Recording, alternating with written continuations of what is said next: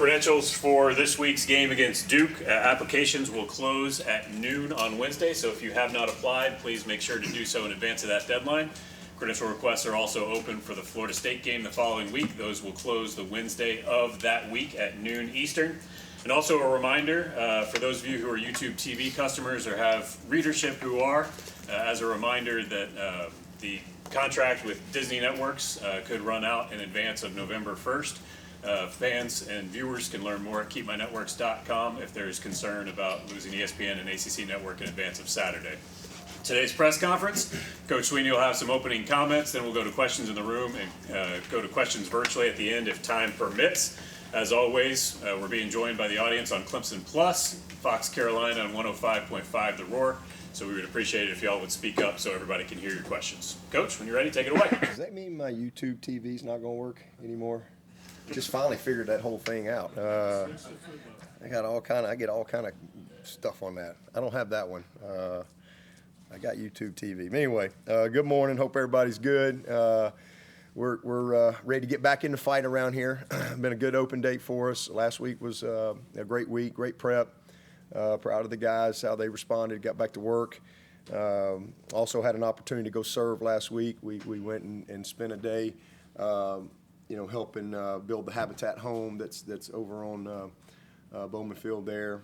So that was a great thing for our guys to be able to experience, and got to meet the homeowner as well. So that was a cool again, opportunity for everyone to just go serve. But a good week, good weekend, and we got some guys that were definitely in a better spot today than we would have been had we played this past weekend from an injury standpoint. I know you guys are going to ask about a lot of people, but we'll put out a report on Thursday and kind of see where we are. We obviously are just coming off one day of practice so far this week, but today and tomorrow we'll ramp it up and really.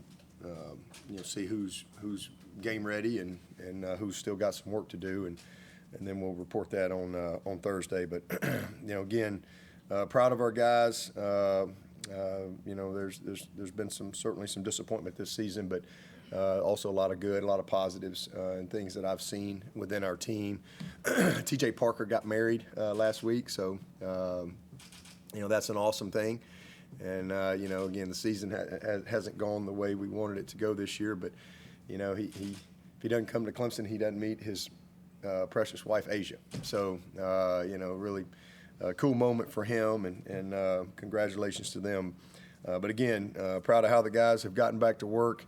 And homecoming this week, I know there's a lot going on there. And we'll go and participate with Tigerama like we always have this week. So hopefully we'll have a good crowd for that. I know we got a lot of rain this week, so I'm not sure how that's going to impact some of the things going on campus. But I know the students are resilient, and they'll figure out a way to make it a great week. But it looks like the weekend is going to be beautiful. So it should be a great day for some football.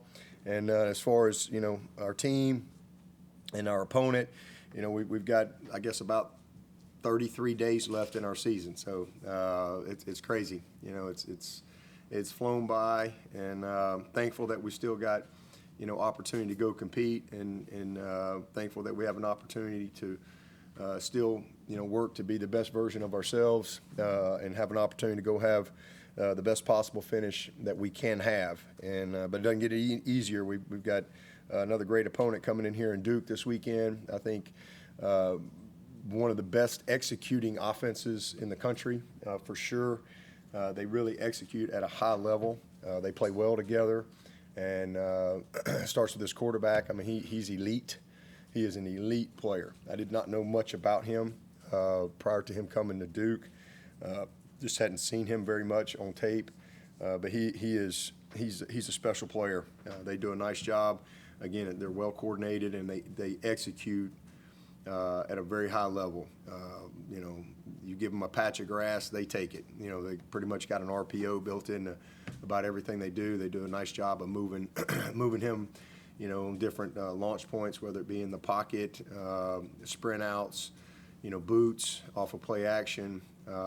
They take, 5, 6, 7 shots a game, So they're an aggressive offense and an aggressive defense, but just very impressed with how they've played this year, coming off a tough loss against Georgia Tech where they turned it over going in on the one and then had another goal line stop on the one. They had to settle for a field goal.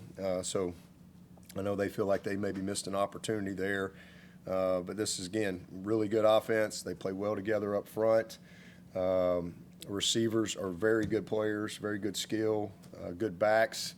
And, number 18 for them is probably one of the better receivers that I've seen. He's an elite route runner. He's got great ball skills. 7 and 2 outstanding players. Their tight end 85 is a guy that's very crafty, whether it be setting the edge for his quarterback to get out, or how they use him in the play action game.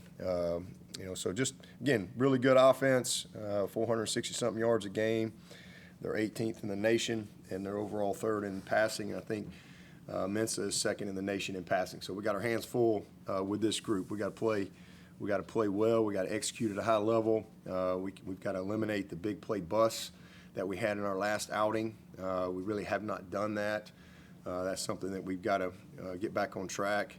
We've got to find a way to take the ball away, win the line of scrimmage, and do a good job out on the perimeter against these guys, because they do a nice job of attacking those areas. And then over on the other side, same thing about their offense. Very aggressive defense, 4-down group, downhill linebackers, a lot of man coverage, a lot of tight coverage.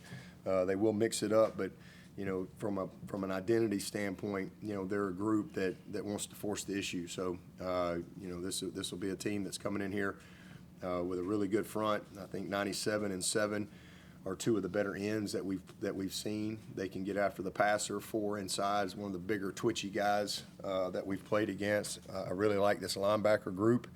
They got an All-American at corner in Rivers. He's an excellent player. And just a well-coached group. So aggressive all across the board, all 3 phases, and a team that will have to execute at a high level and play complementary football. We've won 2 out of our last 3 games, and in those 2 games we played well, we executed well, we played complementary football, and in our last outing we didn't do that. And so we got another opportunity this week, and that's what it's going to take to win the ball game. With that, I'll take your questions. Did he practice at all yesterday? He did. He did.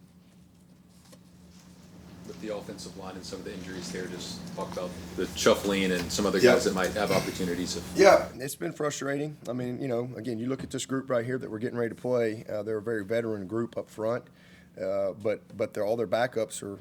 They got 3 freshmen and a sophomore is in their backup group, but they really have had a lot of continuity there. And we've had we've had a lack of continuity for sure, and we've had to mix and match. Tristan has missed a good amount of time. Sadler has had some ups and downs. Obviously, Walker, has been he's been available for a couple games, but really just available, not really 100% version of himself. So I feel like he's going to be closer to that this week. I don't know if Walker's ever 100%, but 85% of Walker's is probably about as good as you're going to get with him. A lot of things that he's dealt with in his career. Elijah, that's been a big piece that we've been missing, but we still got enough, and we've just got to play well together. And we got a great week of practice ahead, and we got to take what we got and we got to make it work. Blake has been very, very steady for us. So we'll see, but hopefully we'll get some good news on Elijah this week as they reevaluate him and for what the rest of the season looks like for him. And Sadler was pretty good news generally. Yeah, best case scenario. Best case scenario. I'd say there's a chance. We'll see, but again, big day today, tomorrow, and Thursday, but definitely best case scenario for him and Wesco. Wesco was a really scary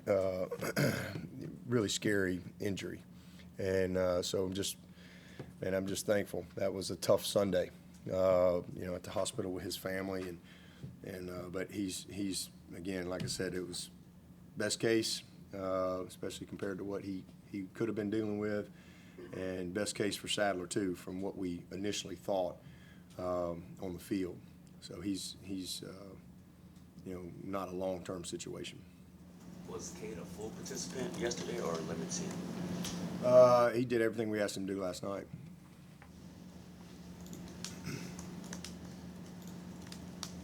Any other questions for Coach?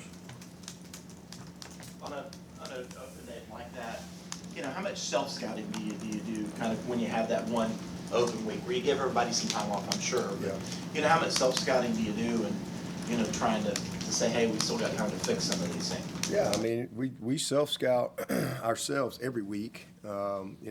Internally, offense self-scout themselves. We got everything's on computer and all that stuff. But then we crossover self-scout every 3 games.